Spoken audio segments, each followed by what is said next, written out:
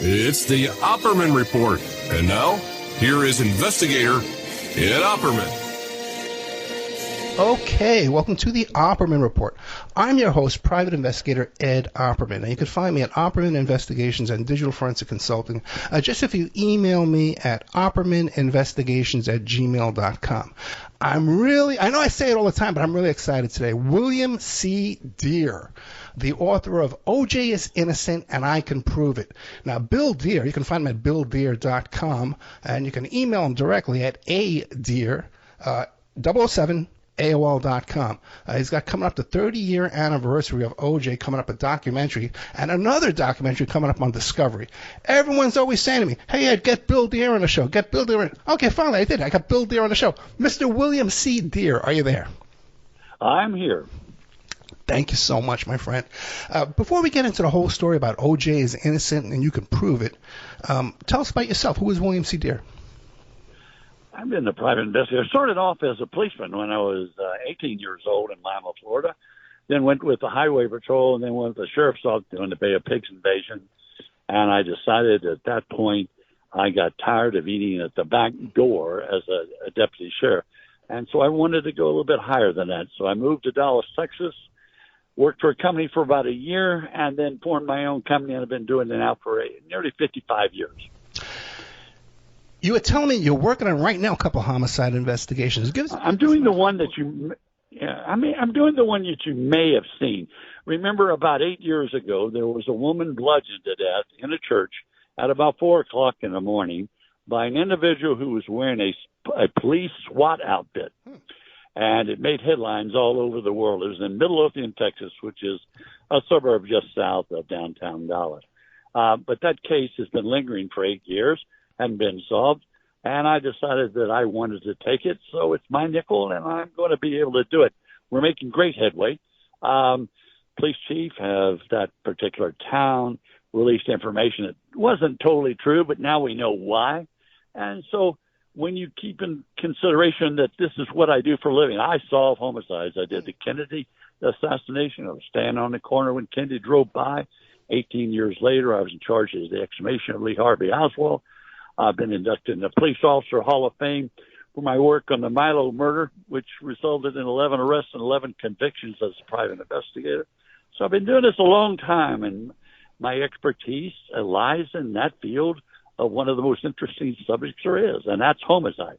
I know when we did in 2016 a show for Discovery, the 6 shows, it turned out that 70% of all the listeners and viewers were women. Women are very tenacious. I started an organization called Deere's Angels before Charlie's Angels because nobody would give women a chance. But I promise you, women make darn good investigators. Yeah, that's so true. The true crime audience is majority female. So how has your theory here about Jason? Well, you know what? How has your theory about Jason been? Well, let me just start off by telling you, number one, when it happened, we were in the office, and several people asked me, so what do you think? And I said, I don't like the sound of it. It sounds like LAPD made a rush to judgment. So I asked one of my staff who'd been with me for, I think, 18 years, let's fly out there and see what happens. So about 2 or 3 days after it happened, we flew out, rented a room, rented a car, drove into Rockingham, and it was nothing but a circus. But then I decided that what we'd do is go over there to where the crime occurred. There wasn't anybody there, and it was right on the corner of Bundy and Dorothy. When you realize that, hey, a lot of traffic there at all times. But to me, what I knew then and what I'd been seeing on television wasn't what I was watching at this point. So I put Chris Stewart on the corner, and I said, look, if I get arrested, call my attorney and bail me out. So I walked off of Bundy, down Dorothy, turned right in the alleyway, walked up to the back of where Nicole's residence was. There was some big, tall plants, about 6 or 8 feet tall, blocking the entrance from the back. I moved it, climbed over the back gate, walked that walkway, and ended up being at the front door after quite some time as far as a walk, and realizing that the killer had to come in from the back, had to walk the same walkway that I was walking. And when he got to the front door, then the picture window was to the right, and I knew that Nicole Brown Simpson had to have known exactly who it was. And then I thought, okay, If she knew who it was, why did she open the door to a stranger? Well, I knew then at that point it was no stranger. So now, 30 years later, I'm able to put it all together. I will tell your listeners this. There's no doubt in my mind that O.J. Simpson was at the crime scene on Dorothy and Bundy. But it was after the murders. And I can tell you that I also have an eyewitness, a private investigator such as yourself, who was on a surveillance in the alleyway across from Dorothy, who watched a vehicle pull in, a Bronco. It turned to the right off of Bundy onto Dorothy. When it did, it turned off its lights. It then made a slight turn to the right and entered the alley. The detective or investigator could see the two people in the car, and he pulled up a pair of binoculars and recognized that the driver was O.J. Simpson. They pulled up behind Nicole's bungalow and stayed there, engine running, lights off for approximately 10 minutes. He opens the door, referring to O.J., out of the driver's side, comes around the back, and begins to put on a pair of gloves. The passenger then climbs from the right side over the console, now behind the steering wheel of the Bronco is still running, while O.J. puts on the gloves and enters from the rear. And about 10 minutes later, O.J. comes back out. This time he's not wearing his clothes. He's wearing only a pair of boxer shorts. In his right hand, he had nothing, but in the left hand, he had a bundle. It was the bundle of clothes that he had apparently been wearing when he entered the complex of Nicole's residence. He opened the door with his right hand, slid inside, and as a result of that, these clothes, which I'm sure were bloody at the time, had some blood that was left onto the console.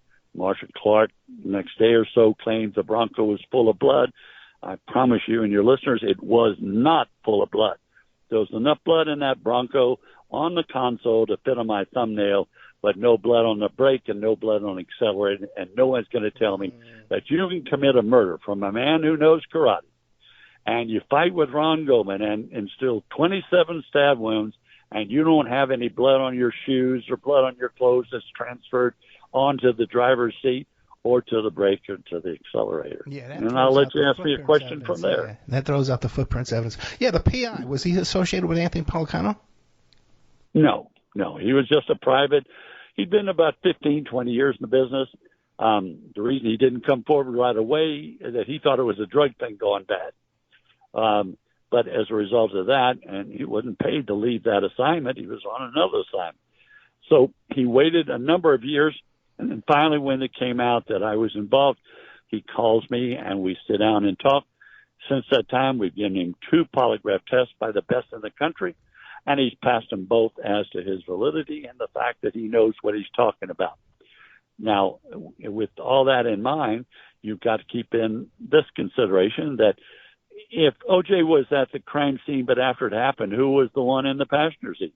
Well, it turns out that the passenger was Jason Lamar Simpson's, O.J.'s oldest son. Well, it never came out during the early part of the investigation that his son, who was 25, 5'11", 235, on probation, by the way, for assaulting his previous employer with a knife. Now, that should have been a red flag immediately to the police department. It's 101.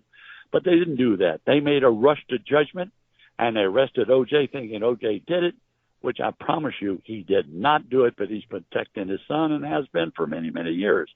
As you know, O.J. passed away a week or so ago. I was going to be meeting with him, but I did not realize with the prostate cancer that he had, it was that serious.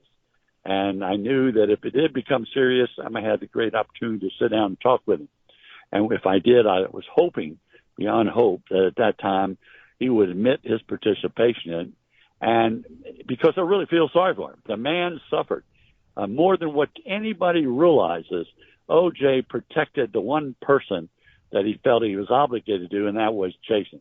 He'd had trouble with Jason when he was playing football at the age of 10. Sports Illustrated has an article dated back that length of time showing that O.J. had been interviewed and said, I'm going to have to stay home and take care of my son because he is a troubled child and we can't control him.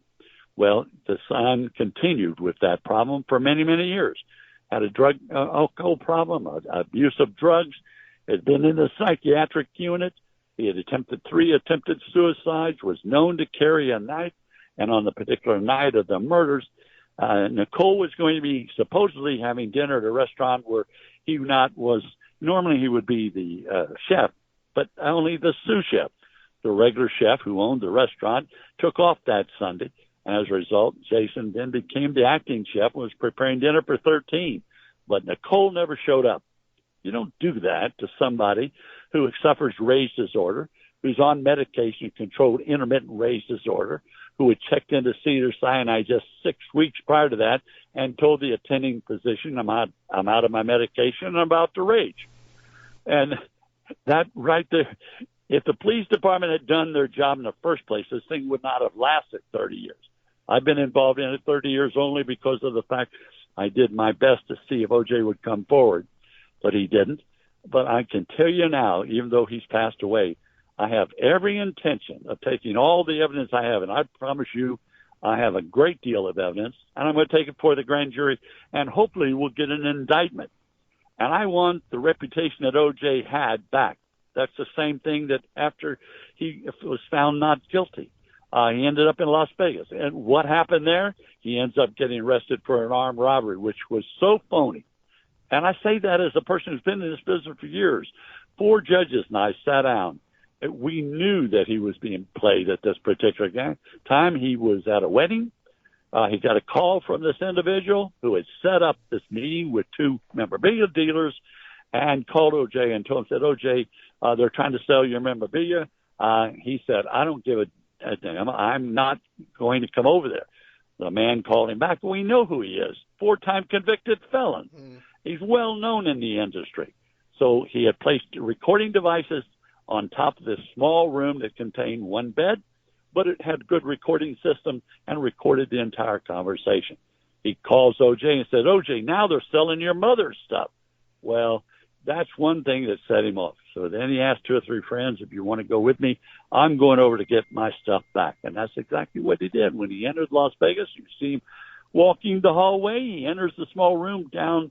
There was a cheap room of that particular hotel.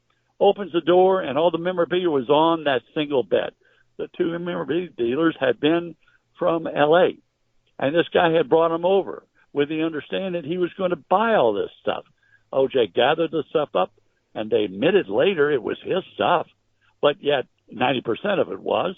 And so he gathered it, and the people that were with him left. They didn't pull a gun.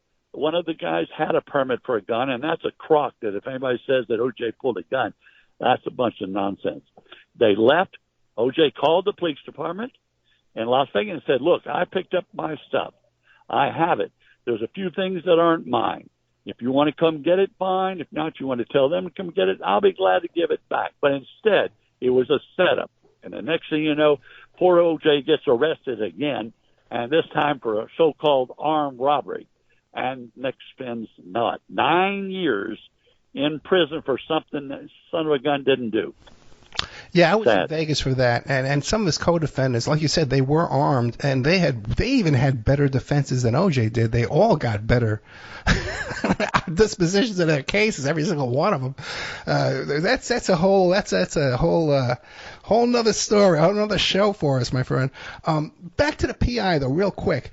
So you have a sworn statement from him. You have like a video deposition from him. What do you have? I have both. I have both video and I have it written. But you're talking about the investigator. Yeah, the witness, yeah. Yeah, certainly. Yeah, we have him on tape, on film. I will share this with you. Yeah. About 10 years ago, I did a short film, and it aired in Santa Monica. And it was my short investigation on the case and bringing it current.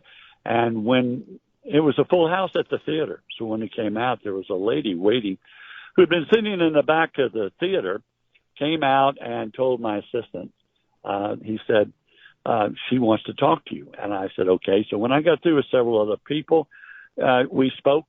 We took pictures of her. We can prove everything we said. And she said, quote, Mr. Deere, I promise you, my brother was Robert Kardashian, whom you know. I was his sister. Before he died, he made me promise that if I ever saw you and make every attempt to do so, tell you that you got it right. O.J. did not commit the murders. Jason did. Now, you can't get it better than that. Now you've been in the public eye on this case for 30 years. Have you ever talked to Jason or O.J.? There was a meeting set up for me to visit with O.J., but I felt because this was my investigation, I did not want to have anybody involved. Nobody paid me. It was my money. I've done very well in this business. I work some of the top murder and kidnappings around the world, and then I do cases sometimes for $10 for children that have been kidnapped. In this particular case, it was my nickel from the very beginning, and even though I've written 2 books on it, books do not make you money. And if anybody thinks that to the contrary, I can promise you it doesn't fly. And you're certainly not going to live by it, that's for sure. Yeah, maybe back in the 70s. Definitely maybe. You know? Okay. Now what about Jason? Have you heard through the grapevine of any reaction or any kind of response? Yeah, when we were originally there, he decided he wanted to up and leave, and he moved to Atlanta, Georgia. And I know we followed him. We knew the place he's been. But before he left, he lived in the kind of off the ocean side, and he lived in the back of a kind of a duplex sort of thing. And he lived there with his dog and in a single bed, kind of a very small complex. And as a result of that, he would play with this dog.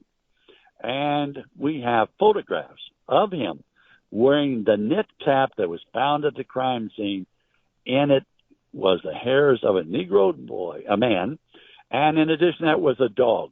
By the way, we have the dog's ashes. We have things that Jason had thrown into his garbage. We have one that says, "It's the year of the knife for me. I cut away my problems with a knife. I don't let anybody bother my family." Then when he failed to pay for a public storage facility that he'd put a box in that contained some important items, I was able to acquire it since he failed to make the payment. Acquired it from an individual who was sent there to buy it. We paid for it. We own it. We have it inside this box, which wasn't very big, in this large storage facility that was being operated by A.C. Callings. It contained the following: a box with his dog's ashes, the jacket that he wore when he spoke on behalf of O.J. after O.J. was found not guilty, and in addition to that, we found 3 diaries that included things that you would not believe concerning the murders. In addition to that, at the bottom of the box was a knife, a Gerber replica of a Mark V designed for one purpose. That's one purpose: to cut and to kill. And that knife was at the bottom of the box. When we pulled it out, it was a boot knife that Jason had carried in his boot or on his belt behind his back, slight marking on the leather sheath showing the initials JS. In addition to that, we had numerous photographs. It gave us everything that we needed, in my opinion, and those of close friends, that this was the murder weapon. We even had 3 of the top medical examiners who examined the boot knife. The boot knife had the top removed. Wax had been poured inside. And when we compared the wound that Nicole sustained at her residence, it matched perfectly with the hilt of the knife. I wish the average person could understand the amount of time and effort that money and expense. I hate to tell you how much money I've spent on this. Yeah, this is crazy. But I intend to finish it. I don't, just because O.J. passed away, I'm sorry, but I don't intend to leave this thing standing here. I intend to go after the Sun Continuum, which I've been able to do. And now we've got some big breaks. We had a guy told us that Jason had attacked him and nearly beat him to death in a fit of rage when he got fired. We know another woman who he cut off all her hair. We know another woman who he threw in a bathtub that had no water in it. We have another woman who he bashed out the pastor's window and pulled her out through the window and began beating her before his friends stopped him. He never interviewed this individual, and yet he checked into Cedars-Sinai Hospital emergency room and said, "I'm about to rage." Never been interviewed by LAPD. Lieutenant Pietroni has sent me an email stating, our department never interviewed Jason Lamar Simpson. He was represented by an attorney, Carl Jones, who's a man of color, who's now deceased, who represented only people who were involved in major cases such as homicide.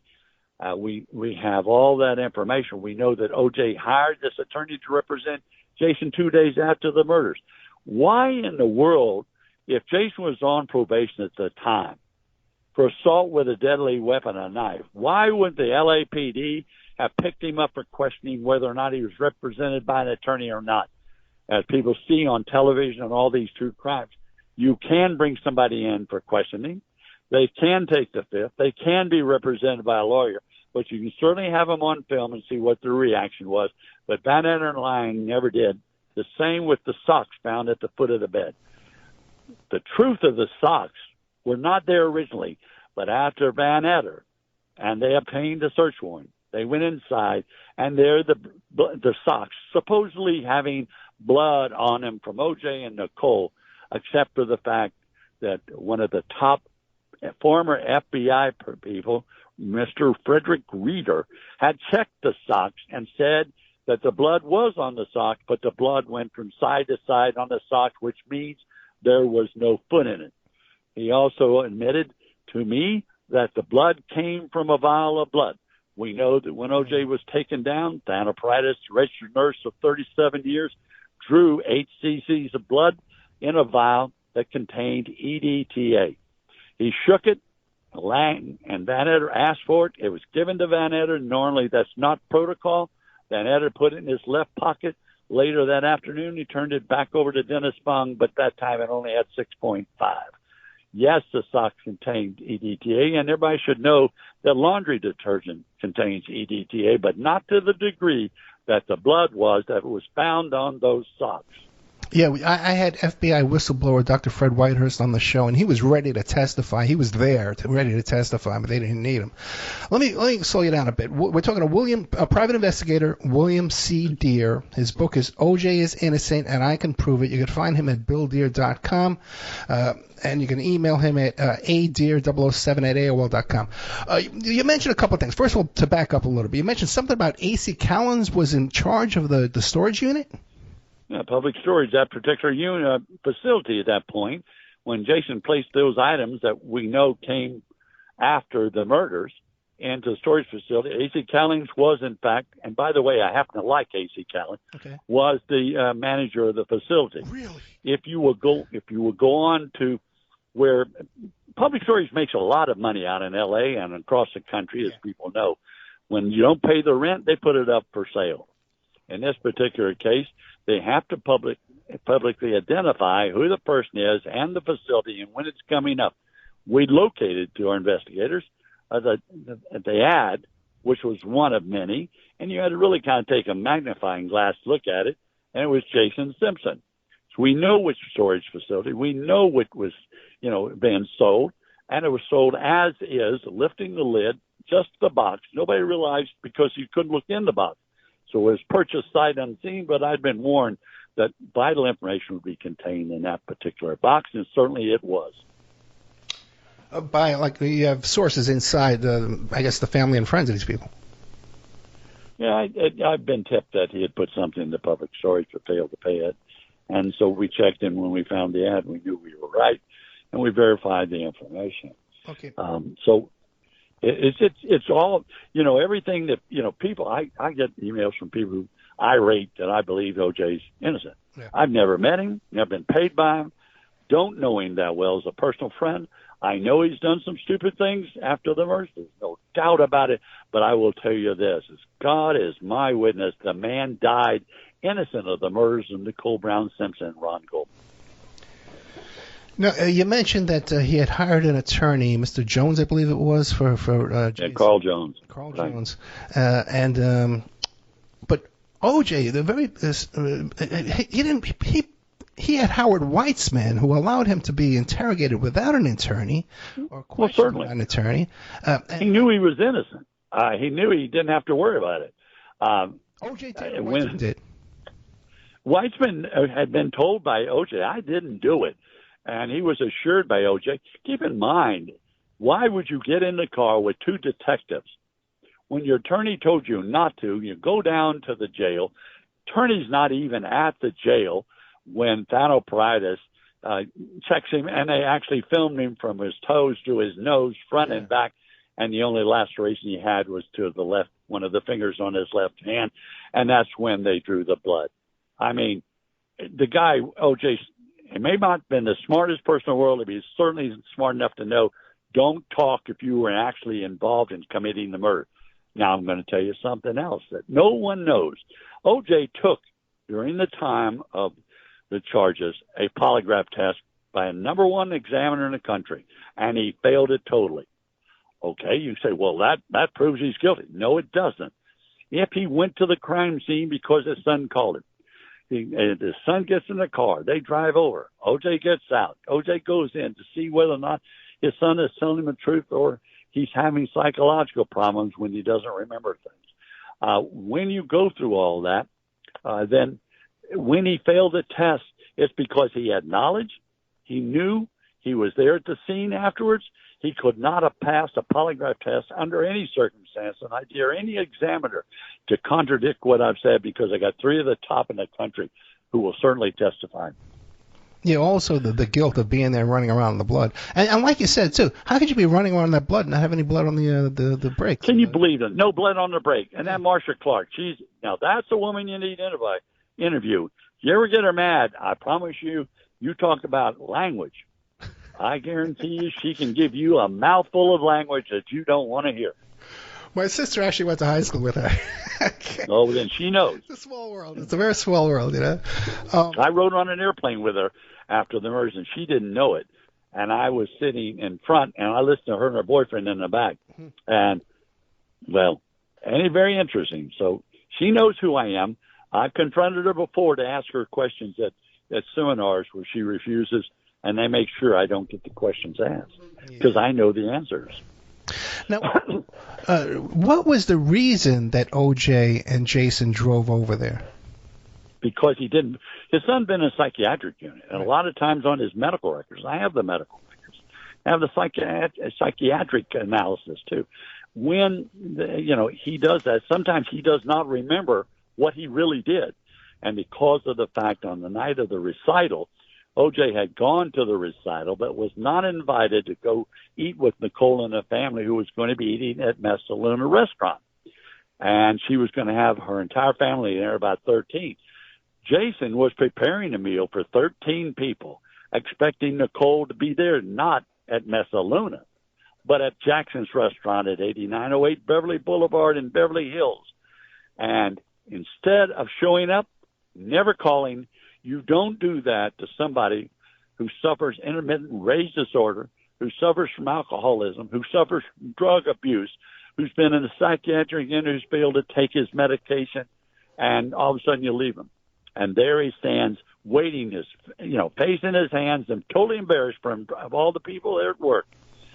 Now, you also know that, or probably have heard, that the owner of the restaurant gave Jason an airtight alibi that Jason was cooking in front of 200 people that night.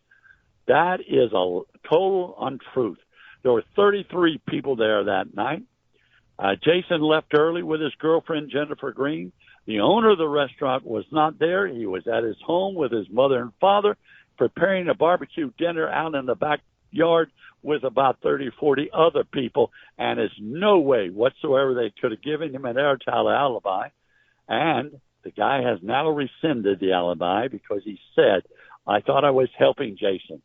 Well, he wasn't helping him, except for the fact that the police never interviewed him. The same as the civil attorney said when he was taking his deposition. His partner looked over and said, if Jason didn't have an airtight alibi, I would have considered him the major suspect.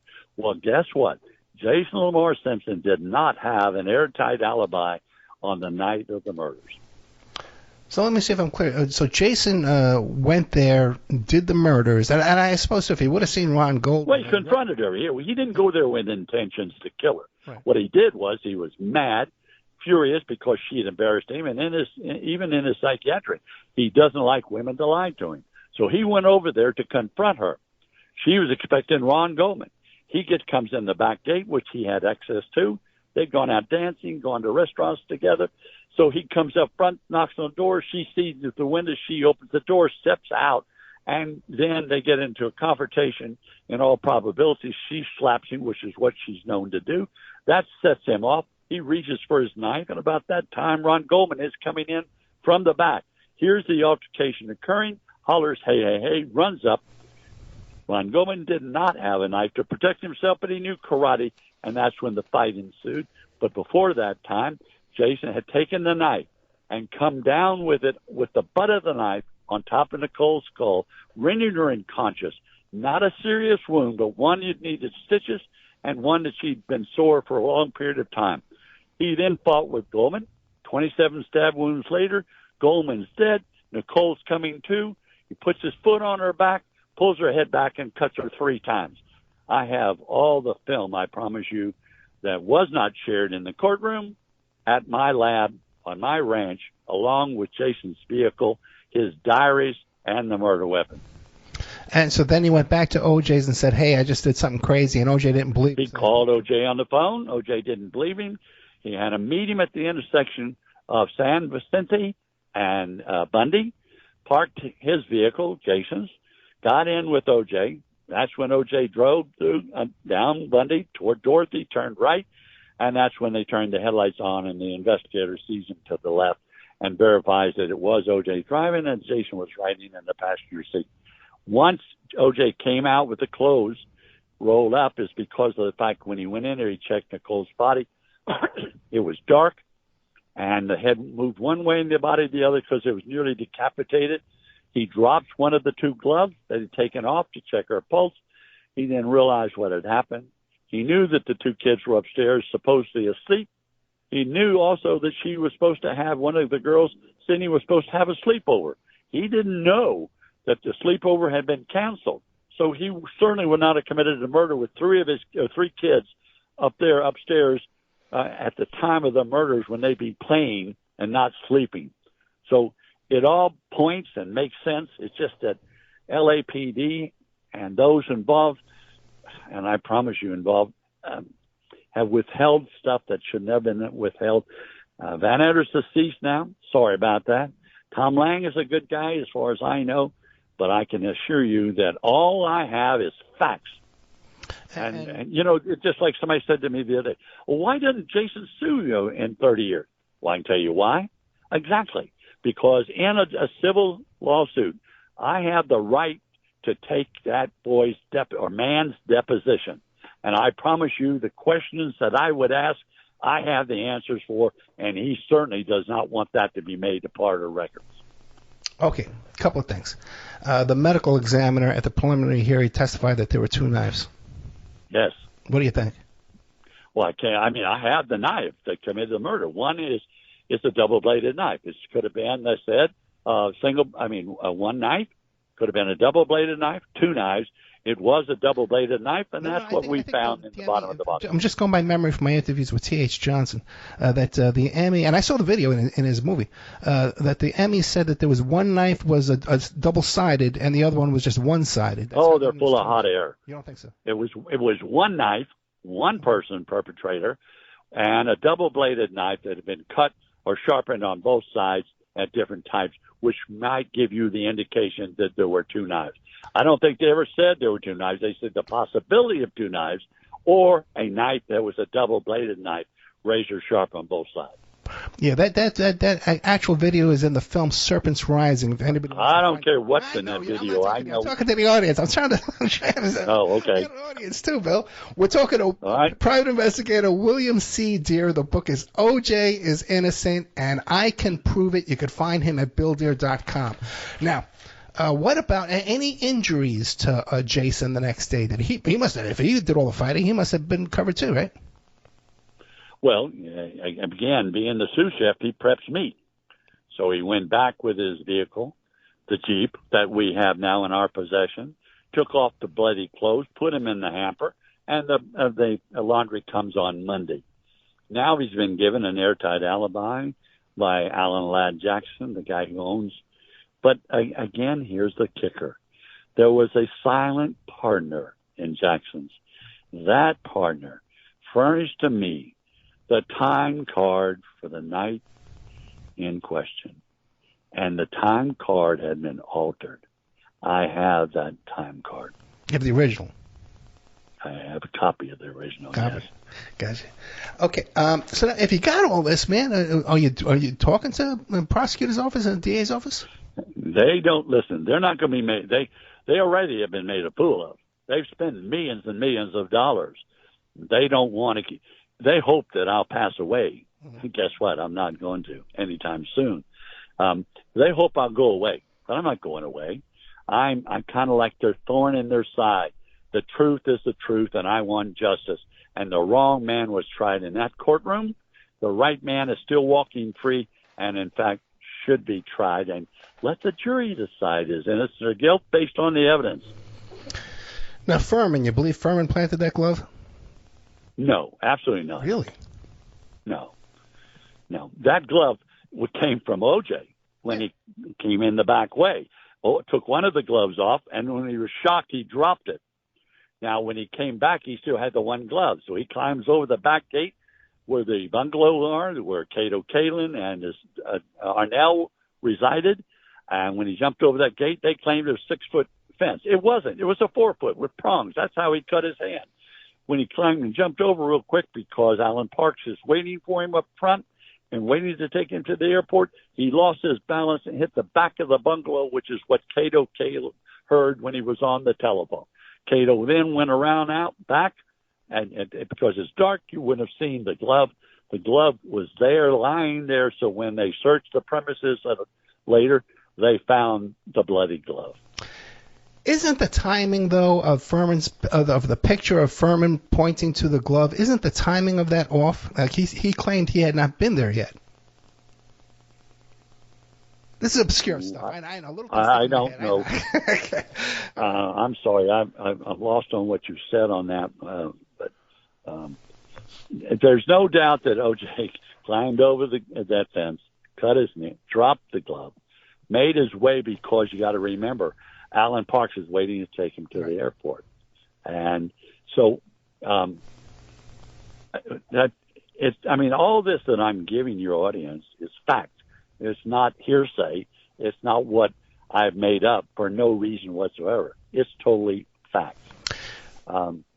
Now, you can ask me any other questions that you think your audience might.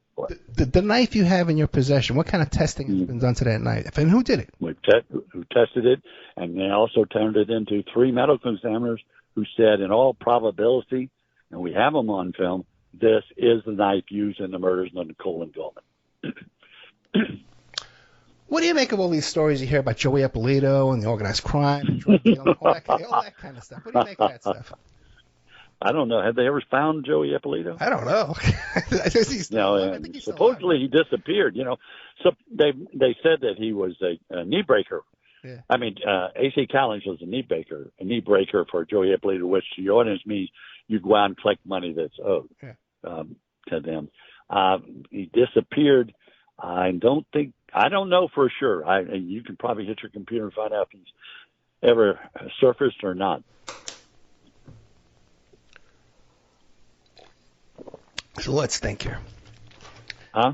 I said, let's think. What about all this stuff? It just recently came out, all this stuff about Charlie. That's the biggest farce in the world. That guy tried to sell me that story for the last 10 years. Wait, who came to you with that story? A guy named... the guy that wrote the damn thing. Excuse me, the guy that wrote the thing. Yeah.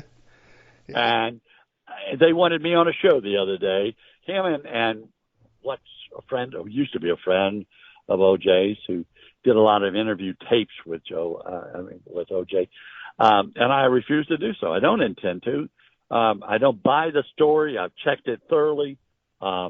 It has no credibility whatsoever. It seems to be like a strange little red herring, like thrown into the mix, right? Well, it's somebody trying to sell something. I was first offered the thing. I think they offered it to me for $50,000. Then over the period of time, they lowered to $5,000, or then we do a joint venture. I thought it was ridiculous. I still think it's ridiculous and don't care if the person knows. So what's Jason doing these days? He's back and moved from St. Cecilia restaurant in Atlanta. He's now back at his original restaurant in L.A. He's now married, has no children. He is still a sous chef and sometimes a chef. And what would be his relationship with his brothers and sisters right now if he killed their mother? Very little, I would imagine. You didn't see Jason being appointed as one of the executors. You saw Justin being appointed. Justin was a very successful real estate agent in Florida, moved back up to Las Vegas to be with his dad while he was ill. And what about on O.J.'s deathbed? Did Jason come down there? I've been told he did, and then I've been told he didn't. I will find out pretty soon. I don't know. And you hear these stories about O.J. had everybody sign NDAs, had them leave the phones What do you make of all that? What do they know? I mean, do they know what I know? Absolutely not. They were young kids.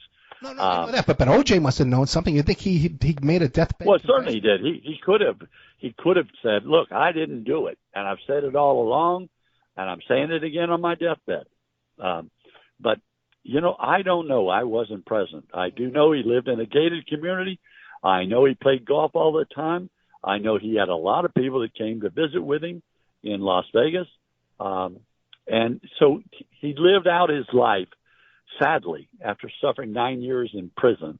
Again, innocent on this one as well as the murders of Nicole. There's a lot of other things I could share with you, but right now I've kept some of these things close to my chest, and we want to keep it that way. For right now, anyway. You can whisper it to me. Yeah. Well, a lot of people bring out. I received 2 calls last week from people who have this great theory. Oh, it is so. I can only tell you, I don't know what their goal is other than 15 minutes of fame. They're certainly not going to get it from me. What about Jeffrey Fillings guarding the juice? The prison guard. What do you make of that? Oh, I'm not going to even go there. Really? I promise you I don't. Okay. Yeah, no. No, I just rather not. Do I think he plays any important part? Not particularly, no. I remember when, and you do if you were in Vegas, that he bonded and had to be rebonded. So people hear a lot of stuff and hear a lot of things. There are certain people who do know, and I know their names. And again, both of the ones that I know are elderly, but I have talked to them, and I have that. Just like I promised that individual, Ms. Kardashian, I would not use her information. I did not use it in 2016 when we did the 6-part series. I gave her my word, but she passed away 2 years ago, and now that information is free for me to use. And who's that? The lady who told me that her brother told her that O.J. did not commit the murder and that his son Jason did, and that I was certainly right in the book that I wrote. And what about Bill Waz? That whole story about Bill Waz, he was hired to follow around. What do you think of that one? Oh God! Another one of those 15 minutes of fame. Yeah. Okay. Have no comment. We could go on this for about 3 hours and still keep talking. Minutes left. We can't go 3 hours. I don't have a 3-hour show anymore. Okay, got a 1-hour show now, 51 minutes. And we only got about 5 minutes left. Well, what would you like to leave with us in the last 5 minutes? I think I really pretty well covered it. Do I believe that O.J.'s innocent? You bet I do. Do I feel I have the sufficient evidence to cover that, making those kind of statements? I certainly do. Do I think the LAPD will do anything about it? No. It's the same way that I had contacted the district attorney's office and asked if our experts could examine the glove and a knit cap, and I have the documentation. They wrote me back, we can't find it. We don't know where it's at, but when we find it, we will certainly make arrangements for your experts to look at it. Well, guess what?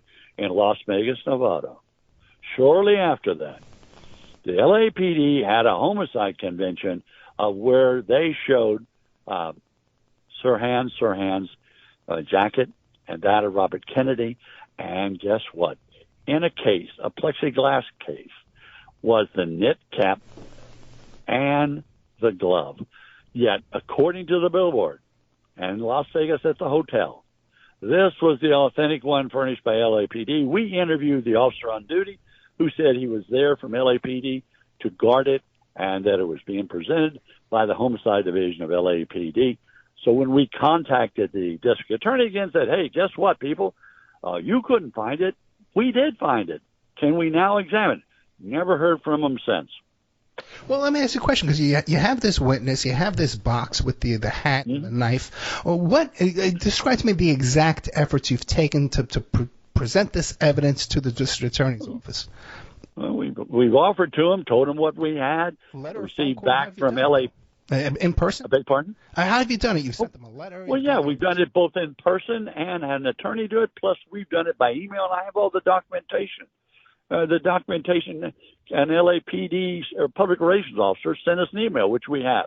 OJ committed the murders of Nicole Brown Simpson. The jury found him not guilty.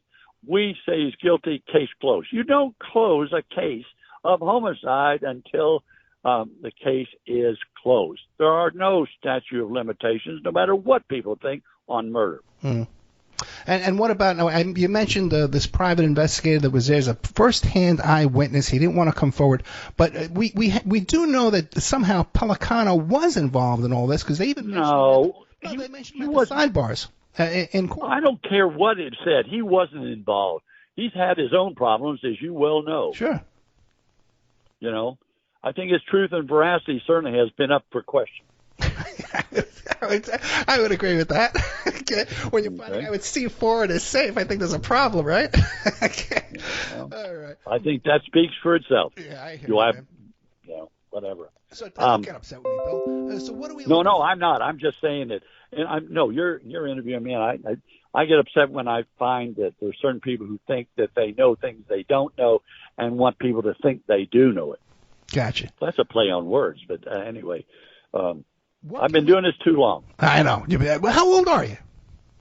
I'm not telling. No, I'm kidding. You want to know? Yeah. Let's guess at it. I've been doing this for nearly 60 years. So how old are you? Yeah, I did the Bay of Pigs invasion, so I can promise you that, and I did the Kennedy assassination. Yeah. And that's a good story in itself, too. So I'd like to have you come back and talk about that, but let me ask you this. So then 30 years ago, how old were you when you're hopping Well, I can tell you how old I am now, okay? I'm 86 years old. 86, that's not so bad. So then you would have... No, I plan on being around a lot longer. So then you were 56 when you were hopping over that wall, right? 86 years old, and I was 56 when I climbed over that gate and walked that walkway, and will never forget it as I sat there looking at the blood all over the sidewalk. And the fence where Ron Goldman was laying on his back, and then seeing the blood and seeing the strike marks of where her head was pulled back and her throat was cut. I have my own crime lab at my ranch in a place called Mount Calm, Texas, just south of downtown Dallas and just a little bit north of Waco. But we have vaults that we keep all the items in all the murder cases that I've been involved in over the period of years. And so we can research anytime we want. We probably have in those two big giant bank vaults, 50 or probably more than that, like 70 or 80 file boxes full of records. So then how many death penalty cases, homicide cases have you testified at? I don't represent criminals. I've never represented criminals. Don't intend to represent criminals. I started out in this business believing in truth and justice. And as a result, the only time I've ever worked on a criminal case is when I was court assigned, and I informed them then that to tell the attorney I'm going to tell it just the way it is, and that's the way it was, and that's the only one I've worked and won't work any others. Let me ask you this, William C. Deere, are there any questions you think I haven't asked you that you want the audience to know? Not particularly. I think you did a good job of what you asked. You don't like some of my questions, I could tell. Okay, but Bill, I said you don't like some of my questions, I could tell. Oh no, I did. I'll be honest with you. I may have that sounding hostility in my voice, but that's not true. You're the messenger, not the individual that committed or was involved. You're just giving a show. I hear you, man. I walk into a place, I got that angry face. I says, look, I'm really not that angry. No, I'm not angry. I've confronted and stood in front of killers before.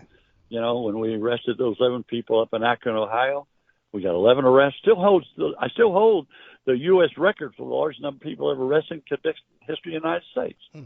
I've been inducted in the Hall of Fame, not as a police officer, but as a private investigator.